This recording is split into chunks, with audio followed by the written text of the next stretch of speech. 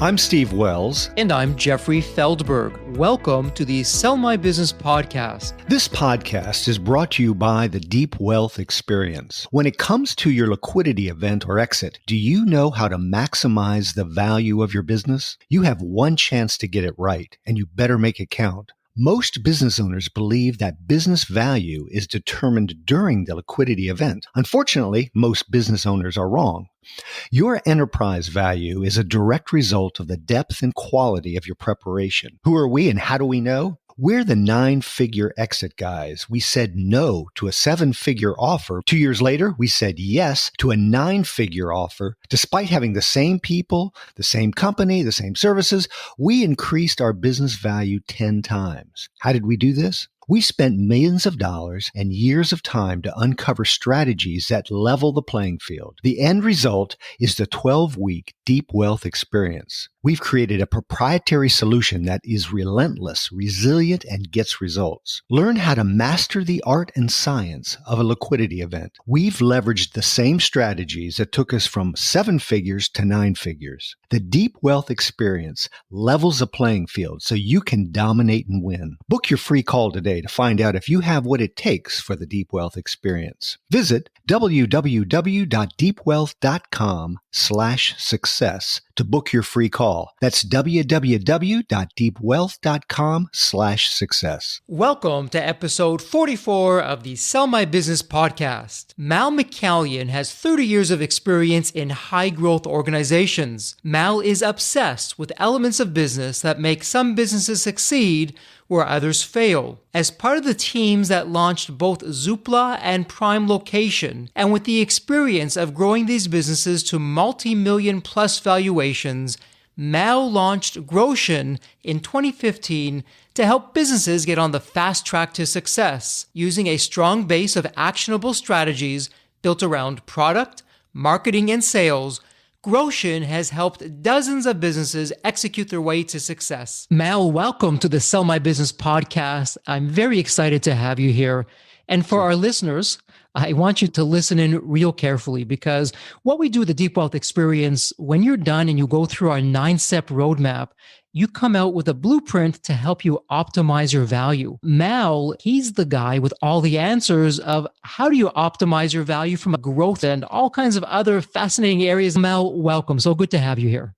Jeffrey, you're really kind. Really excited to be here too and to share what I've experienced and how I've helped to grow businesses with the audience. So Mal, there's always a story behind the story. Why don't we start things off with, how did you come to start Growtion? What's that all about and how did you get there? That's a great question. This starts a long time ago, 20 years or so ago. I had just come out of financial services and joined a startup. This was just around the time of the dot-com boom and then the bubble bursting. And it was a business that became a £48 million business. And there were 6 of us that started it, who were there right from the loft above the lawyers all the way through to, we had an office on Bond Street in London for a while.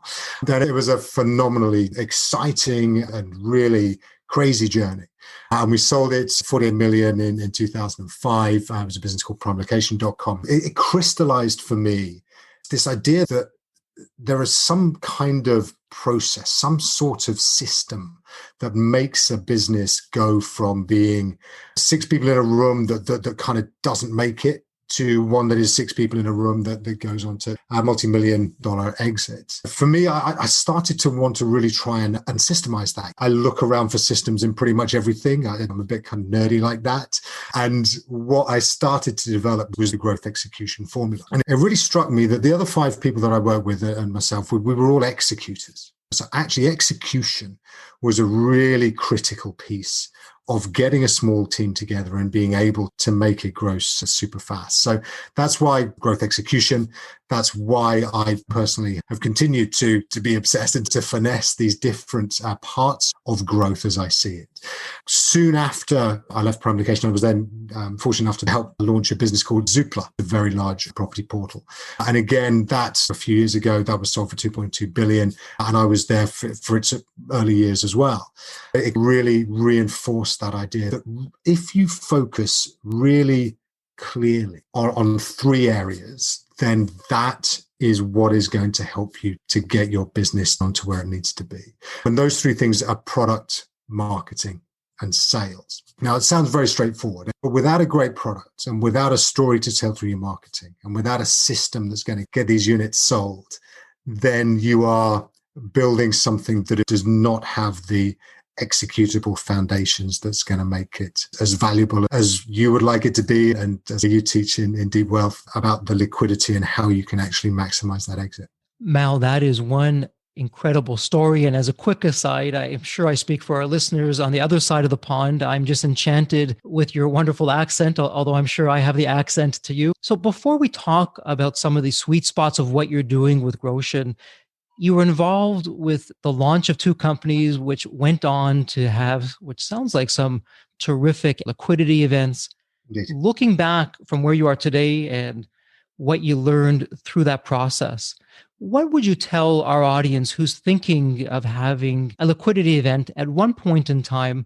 What would be some lessons learned that you wouldn't have done at all, or you would have done differently, or maybe it just worked so well, I would do it again? That's a great question, Jeffrey. So I think that the things that really stand out for me in both of those businesses, the passion, the energy behind this, right? Now, I know that particularly for businesses that have perhaps been around for some time, that there's a lot of potential for leakage along the way. The businesses that I have seen that really get themselves into a position to exit and to get that liquidity event going are those that almost regenerate that early buzz, that early sense of excitement within the business and within the senior team. And it comes back to what I call up in my Growtion formula, that the product concept is the reason why you are solving this problem. And it's one of those things that kind of starts with the founders. It's something that over time can start to just become a bit of the fabric and what it was that got us on this journey. I think that reliving it, articulating it again, enables you to really get a fresh impetus within the business that you're in. And perhaps it's something that you do all the time as well. Perhaps it's something that isn't necessarily at the forefront of everybody's minds. But when you answer that question, why am I solving this problem? And when everybody in the business is either reminded of it or learns it for the first time, what that does is start to reunite a common cause and a common sense of purpose. Whether you are one person, 3 people, 6 people, 600 people, by enabling that energy to come through, I think that is one of the real core things that separates super successful businesses and high exit businesses from those that don't quite make it. Not only does it go well or travel well internally through whatever hierarchy you may have within the business, it also attracts customers in far greater numbers, I have found, because people see people like themselves and they want to buy into a business that shares their values, that has a real kind of purpose. And I think particularly perhaps now with all that's been happening over the last year or so, people want connection. They want to feel that this is something that is for them and for them personally. So it works from the team perspective. I think it works from the customer perspective. I think it also works from the stakeholder and investor perspective. You can find people who are wanting to invest in something or to buy into something that has a purpose, that has some commonality with what their reason for solving problems is as well. So that, I think, is perhaps the most important thing for me in any business is, what is your purpose? Can you recharge that and get that energy into the business again? You put posters up and some people will sit there and go, why are you putting posters up? But it's just that reinforcement, right? It just tells people over and over again, this is what we're here for. This is why we're running this business. And this is why we're going to make a difference. And I think that's one thing that I would certainly seek to replicate in all the clients that I work with as well. That's wonderful. So many business owners, when we start a business, Mal, you're absolutely right. We're passionate to solve a problem. We get successful, life happens, success maybe takes us in a different direction. And as business owners, we don't continue to reinvent ourselves and solve new problems. It's ironic, but success can lead to failure if you're not careful. And then on the flip side, in the Deep Wealth experience, in our 9-step roadmap, step number 3, we talk all about the future buyer. And Mal, that goes right into what you're talking about. When you can find out what is the pain point of my future buyer or the group of buyers that I'm looking at, That's everything. You now have an inside track of how you communicate, what you say, what you don't do, that will make your liquidity event not only add up to the higher enterprise value, but get it across the finish line. So I appreciate you sharing that. Yeah, for sure. I think you're absolutely right. And I think that, as you articulated, as you put that kind of big public face of this mission. And so, Mal, you've had successful companies before that you've launched. You work with now all kinds of business owners in their companies to ensure that they're successful. For our audience that's listening in, as you look to the different areas that we spoke about, so product, marketing, sales, and we all channel that into growth and execution, what would be some of the more common mistakes that business owners are making that they may not even know that they're making? I think that particularly if we start with the product side, I often see, and I work with very early stage businesses, SME businesses, and high growth organizations, particularly early on, you can find that product being built almost in isolation. And actually they're thinking, I know the answer to the problem. Either I've seen it, I've experienced it, and my solution is this. And that by creating something fun, and perhaps tragically, you can see people creating these quite expensive solutions to a problem without testing the market, without actually going out and finding out whether this is really what the market wants. And without that kind of oxygen, you can spend a lot of money creating it, going out to the market and then going, ta-da! And nobody really cares. And it's one of the kind of great tragedies, I think, of with great entrepreneurs, really great creators, great inventors who want to solve problems and consider this the right way to go about it, that actually the market itself does not necessarily meet them. So product market fit, PMF, this is such a critical piece of creating a business, but also maintaining and building and growing a business. You have to check repeatedly and consistently that what you have continues to be what the market requires. And often you'll see products that have been around for a while start to decline because competitors come along and do it slightly better, slightly faster, slightly sharper, slightly cheaper. There is not necessarily that ability or that loop, that feedback loop that enables businesses to hear what the market says and to respond accordingly and to actually change what their product is for the market. Within the marketing side of things, I think it's Google who've got these great numbers. And Google obviously knows pretty much all there is to know about marketing and how to reach clients. And they talk about three numbers, which is 11, 7, and 4.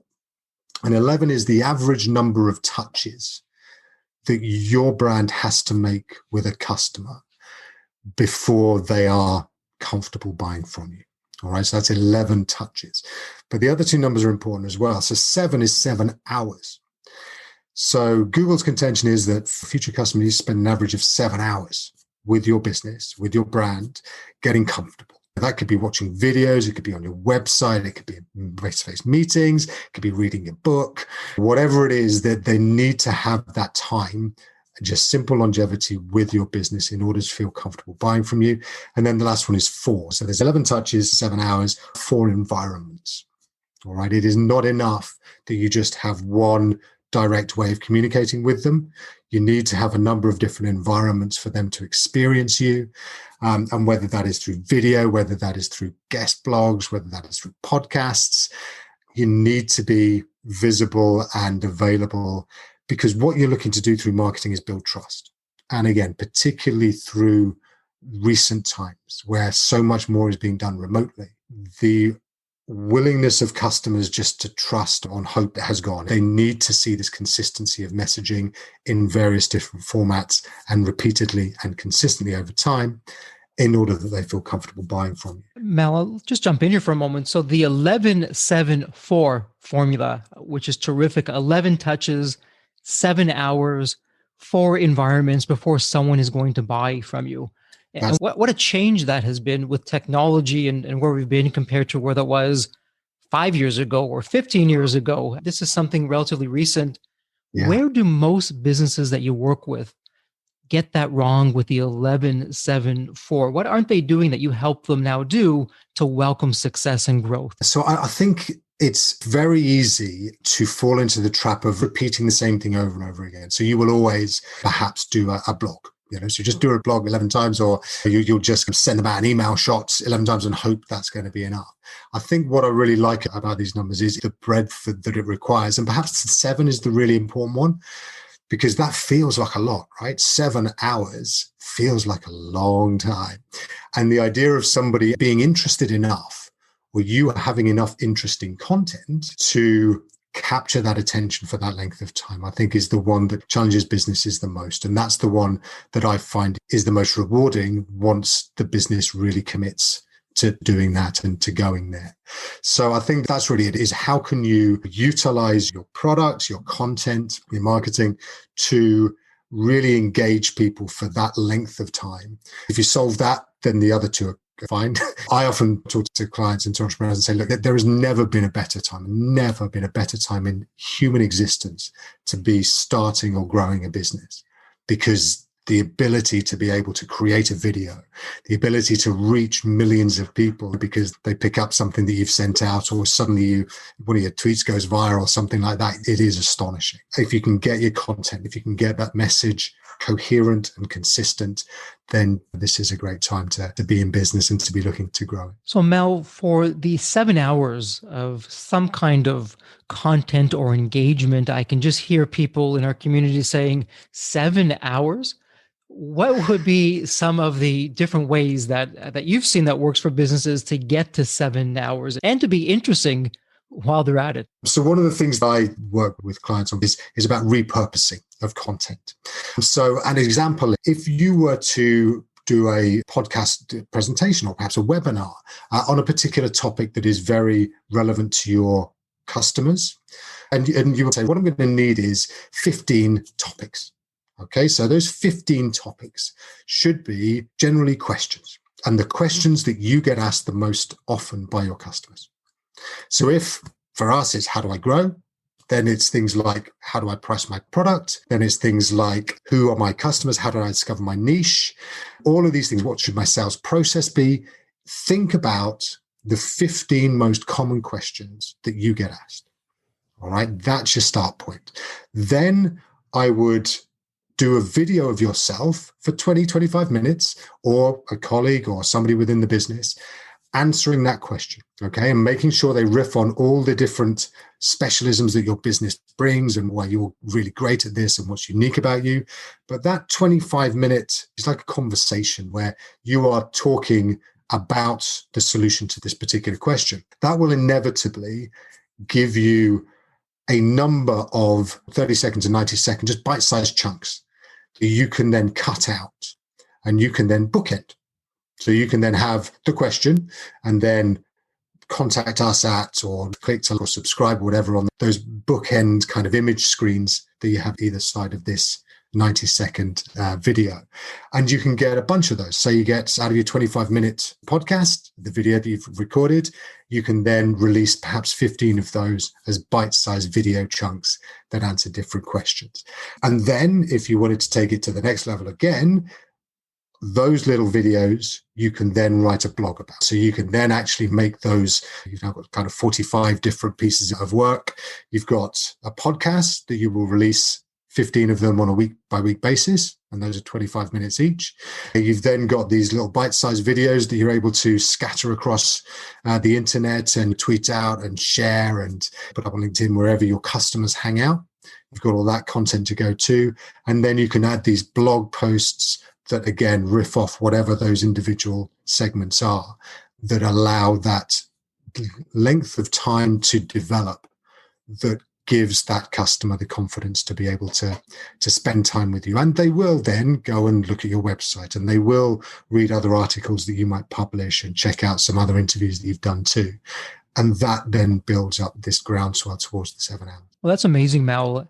And I'm curious, so with the pandemic that the world was plunged into, life changed, business changed, and I would love to hear your insights of how it's never going to be the same of what it was, because businesses in the past perhaps could have had a very light online presence, but the businesses of today and the ones that want to be around for tomorrow I imagine that's changed. So what are you seeing in the marketplace and the kind of online presence that's now required to be successful? Yeah, it's a great question. And I think so relevant to every business that want to grow through the next 5, 10, 20 years, and those that are looking for a liquidity event.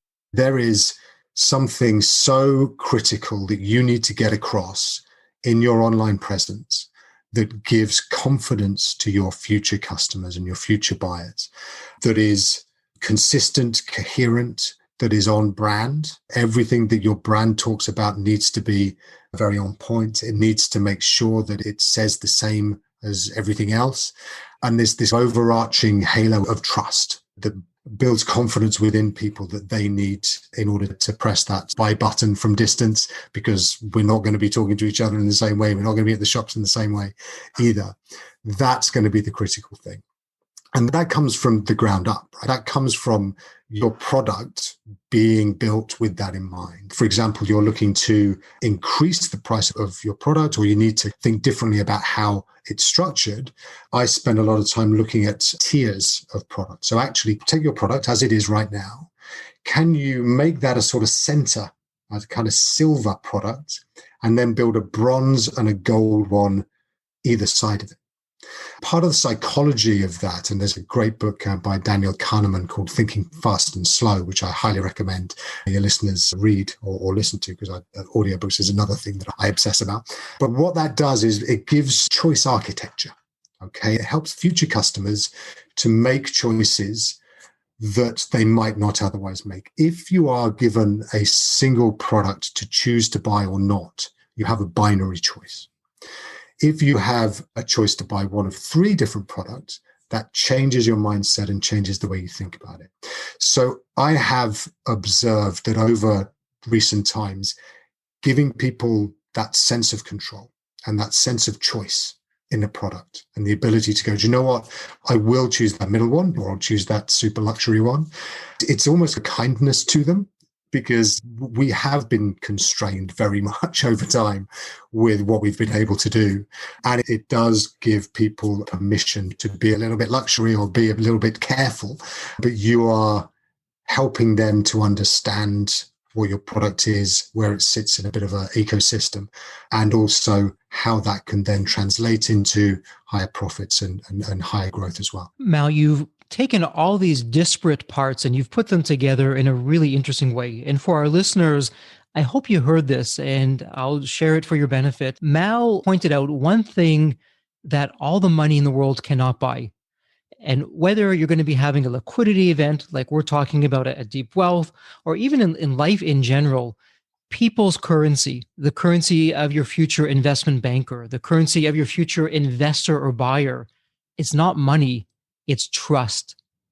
And in all of your interactions, if you can demonstrate, yes, you can trust me, and here's why, and you're consistent with that, it lays the foundation for some successful days ahead for you. And that's absolutely key. Now, Mal, the other thing that you brought is that society is now such that one size doesn't fit all. And the internet has done an incredible job of giving us the long tail of choices that otherwise wouldn't be available. So when you're talking about these 3 different kinds of packages, from what you've seen and the studies and the science that goes behind that, what are you seeing and how do you do that? Brilliant. It's like if you go to a restaurant, and goodness knows we're all looking forward to going back to them, I'm sure, and you're looking at the wine list, and most often people do not pick the cheapest, and they don't pick the most expensive. They go somewhere in the middle, generally second or third. What this idea of the gold, silver, and bronze, and obviously you can call them what you like. They can be something about brand builder. They can be however you want to phrase those particular products, but there needs to be a sense of escalation, so that those that are buying the super luxe gold package feel that they're getting something that is called something more precious as well. But the way that I always think about structuring these is I want to get 10 features or 10 benefits of the gold package. We need 10 features here of what this product looks like. And sometimes that can be quite hard.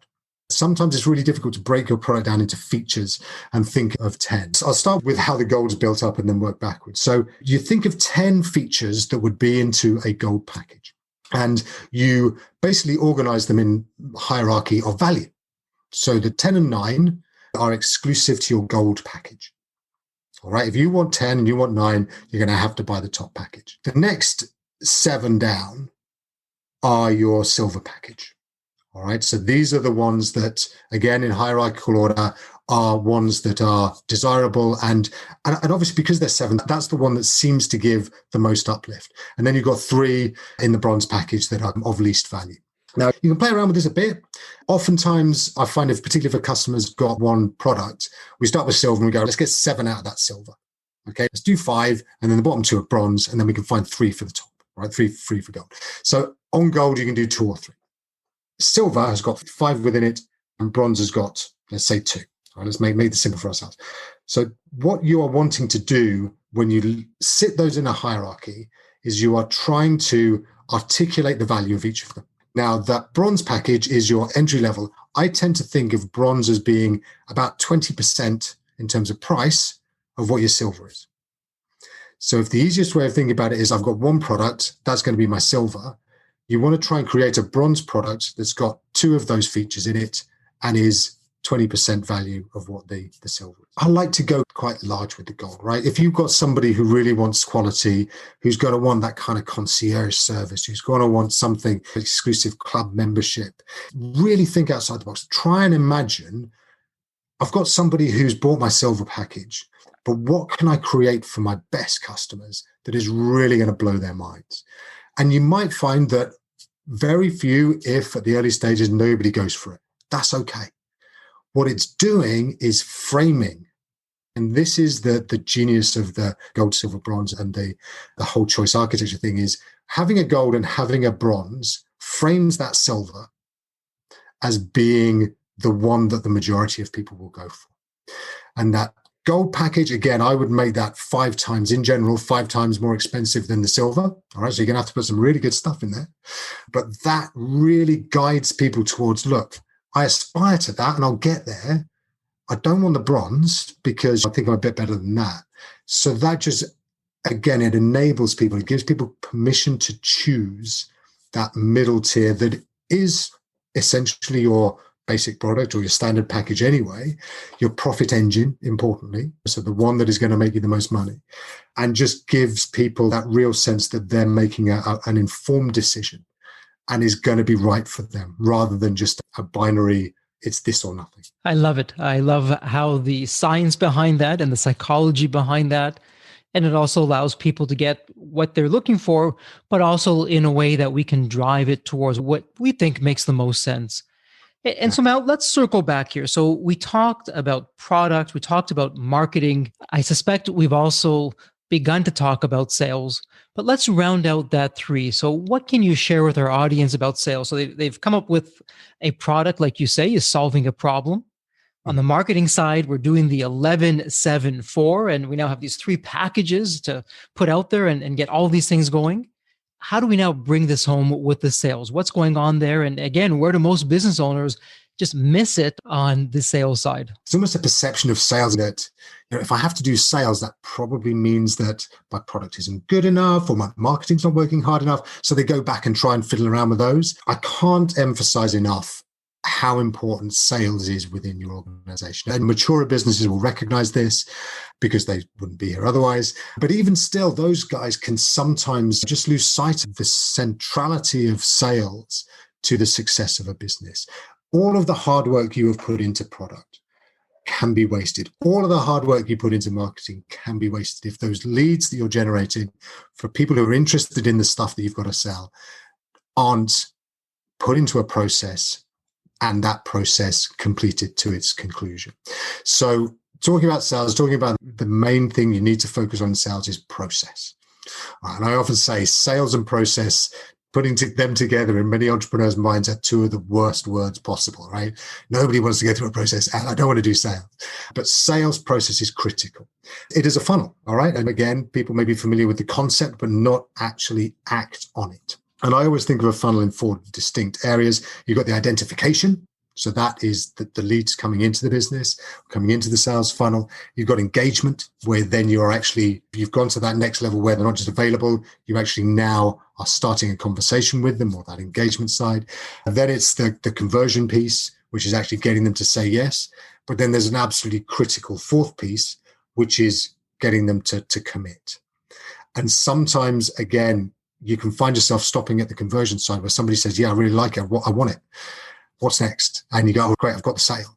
But they don't sign the contract, or they don't press the buy button, or something happens, or a pandemic hits. These are things that you have to make sure that you've completed your sales funnel. You've taken them from identification. You've engaged with them. You've got what I always think of as a kind of key activity. You have pushed them through that. And that key activity tends to be the highest performing converter. All right. So depending on your business, it might be a wine tasting evening at a restaurant. It might be that free offer that you put up front in an online business. It might be a test drive for a car. Whatever that key activity in your sales funnel is, in that engagement piece, you need to be driving people to that. That's your call to action in your marketing. So you drive them through to that key activity. You've pushed them through there into the conversion side. They're saying, yes, I really want it. You've got to seal the deal. You've got to make sure that they sign that contract, that that button is pressed, because otherwise, again, you've just missed it. All right. So that, I think, for me, is sales is all about that process and making that happen and refining it and honing it and being proud of it. I've seen businesses change phenomenally as a result of really focusing on the sales funnel and understanding what are the various elements of it and how to complete it. So Mel, what can a business do? Do you have some tips of how do you get this across the finish line, that someone has raised their hand and said, yes, I'm right there? So what are some strategies for our audience sealing the deal? It's such a good question and so important, because it comes back to that trust thing, right? It's almost gone full circle. Actually, right from the start point, you're getting them interested through trust. This then comes down to them almost looking at you guys going, do I believe that this is the right thing to be doing right here, right now, with this money at this time? And to do that, you have to, obviously along the way, you have to have bolstered that trust side of things. So things that work exceptionally well is obviously social proof. How can you get reviews out there? How can you get people telling that customer or that business person how they felt when this happened? So I bought this and I felt amazing. And that's obviously why review sites are so critical and so popular, because whether it's TripAdvisor, whether it's Facebook, people care. People want to know, if I'm going to click and book this hotel, am I going to feel stupid afterwards? So that's a really important piece. That's social proof, making sure that people know that they're going to feel amazing afterwards. And visualization, having that sort of, I often think of it as a high five moment, where they walk around just like, I did it. That was just such a great decision. You've got to instill in them that confidence. That's what's going to come at the end of it. There is a brilliant book, again, Seth Godin's This is Marketing. And he talks about what will the others say? And it's just a repeated mantra that human beings tend to just think about what will the others say in my tribe. And that's a worry for them. So to give them the answer to that, they're going to say you're amazing. They're going to say you are so good. You've done so much the right thing. By gifting them that confidence, that is what their tribe is going to say. That's how you help them to press that button and to do that deal and to buy that business that you want. Some terrific insights. Now, Mal, for our listeners who are hearing this and they're not seeing you like I am, behind you, you have a very colorful display, but it looks like a periodic table with the Growtion formula that's behind that. What's this formula? What's this periodic table? Again, being a bit of a nerd, I've tried to encapsulate the steps of growth execution. So how you can build and grow a business into 15 different core elements. Okay, so 5 of them are in product, 5 of them are in marketing, and 5 of them are in sales.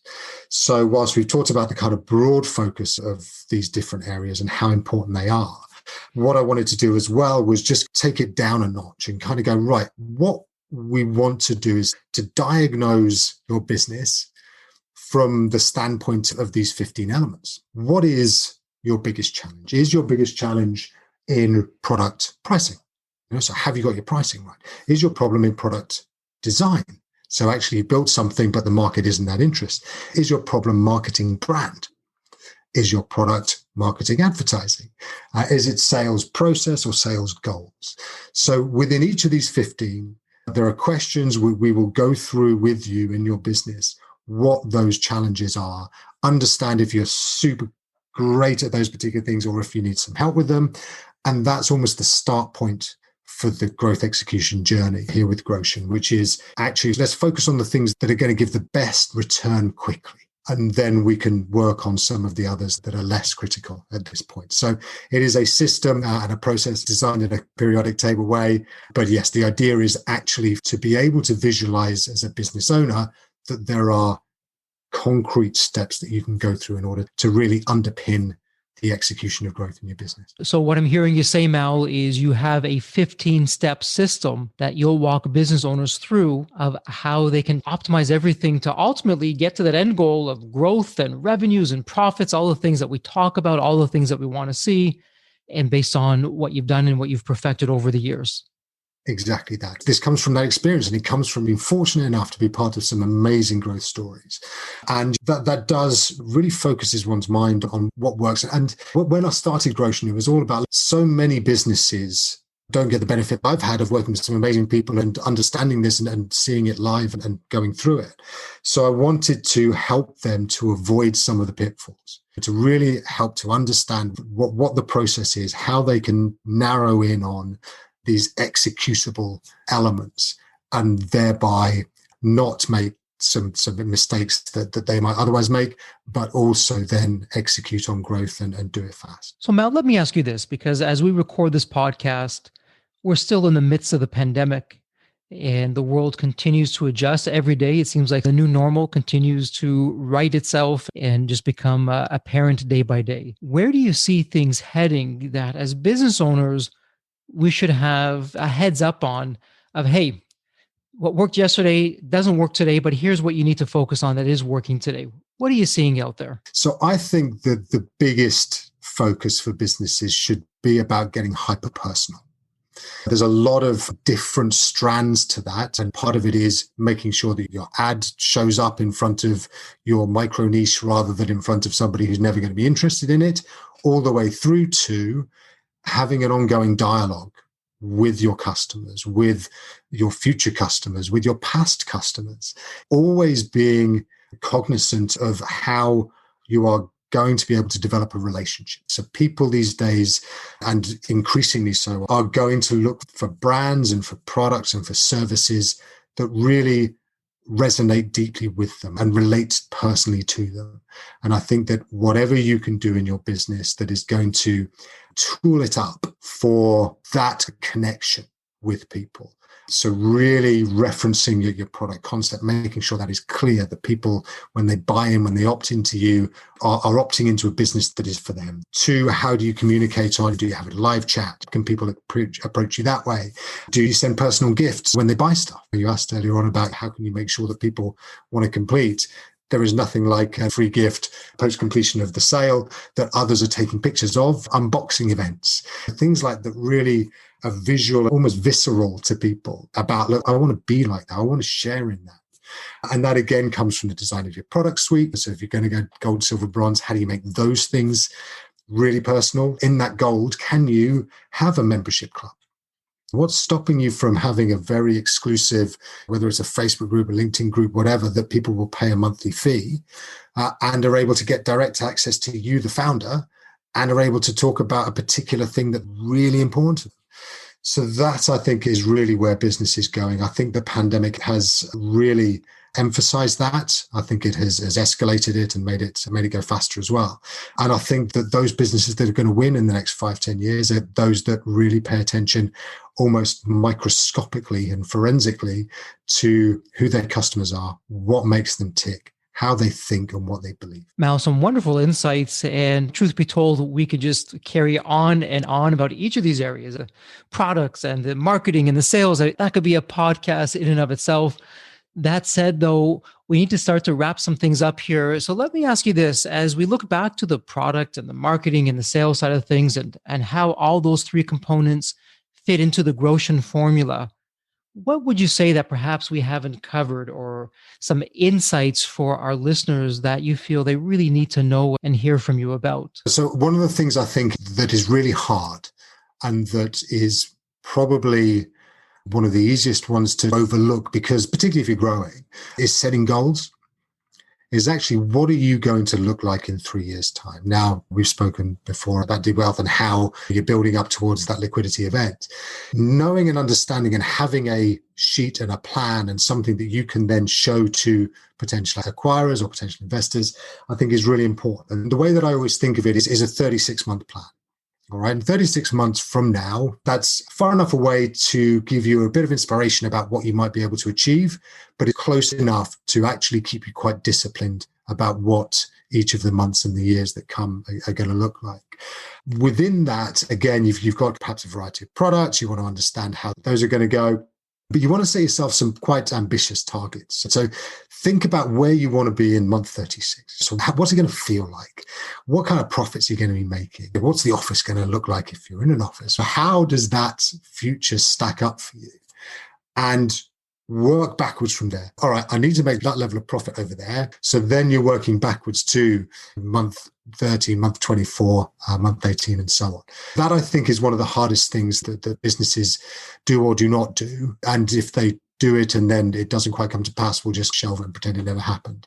But it needs to be a live document. It needs to be something you hold yourself accountable to. I think that it's one of the hardest things I have to get my clients to do because there's a lot of resistance. But for me, it's one of those things that visualization is so powerful. And being able to see yourself and to understand what this looks like. When you're thinking about selling at 7 figures, you're like, no, that's not enough. I want 9. That's the kind of thing that gets you there. That's what you want, not this. And that, I think, is something that every business can benefit from. That's wonderful advice, and how true it is to have that vision, have those goals and the plan so you can begin to implement and work that plan. So Mal, let me ask you this. Every guest on the podcast, we have what we call the Back to the Future question.